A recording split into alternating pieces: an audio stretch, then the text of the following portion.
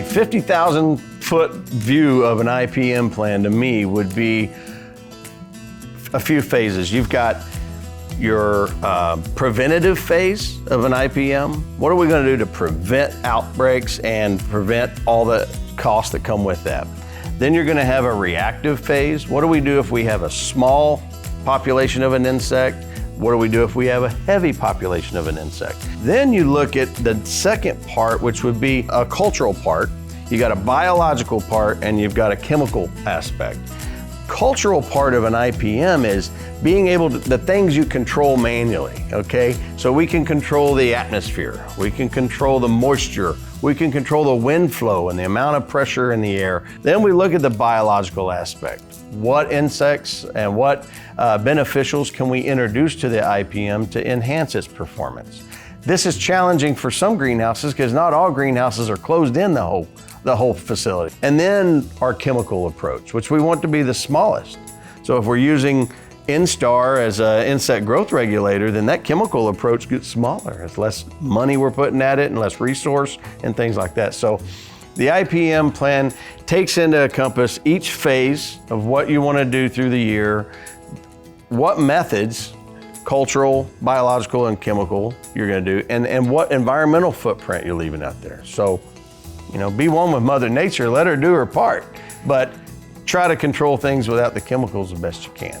Instar AQ, my absolute favorite product that we sell, okay? And the reason Instar is my favorite product is because it is the product that's gonna help all the other products work better.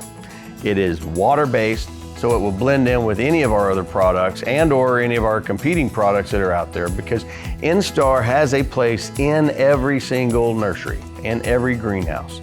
And the thing about it is it's an insect growth regulator. And what an insect growth regulator is something that stops the development of an insect. You know, they go through their egg and their larval and their pupal stages before they become adults. Instar is a fantastic product to have.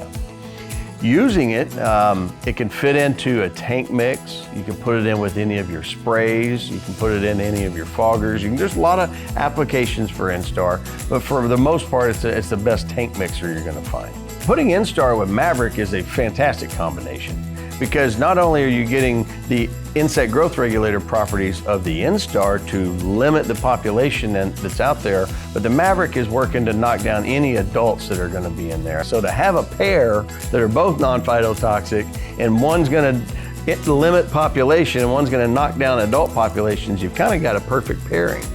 Now, you wouldn't use Maverick all the time. You don't want to use it every rotation. It is a class 3A synthetic pyrethroid that needs to go into rotation with other products. Crop spray is a really fun product to me, and that's because there's not very many products in the entire industry that have a label like crop spray.